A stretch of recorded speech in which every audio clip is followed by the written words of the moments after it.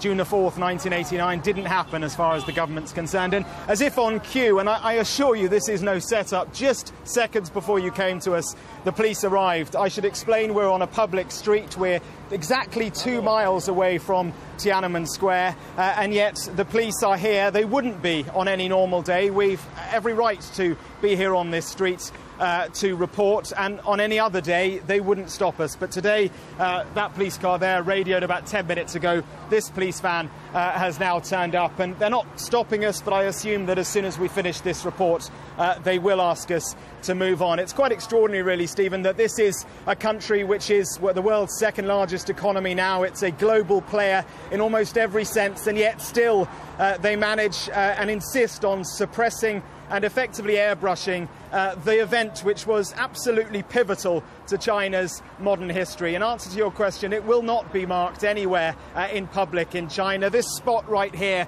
marks the spot where one of those people to be killed in June 1989, a man known only as Mr. Jiang, he died at this spot. It's 2 miles from Tiananmen Square. That gives you a sense that these protests and the deaths which followed did not take place just in the square. People were running out of the square, running into all the side streets. The army, on the orders of the Communist Party, which remains in power, simply opened fire on them. I've seen some really gruesome pictures as I've been researching the story of people who were simply trampled by the tanks. The tanks drove over people. It's an event that's not covered. China would like to say it has moved on. It's fair to say, look around, look at the modernity around us. It has moved on in every way except one. The Communist Party remains in power, and it was their crackdown in 1989 that allowed them to remain in power to this day with no one questioning them.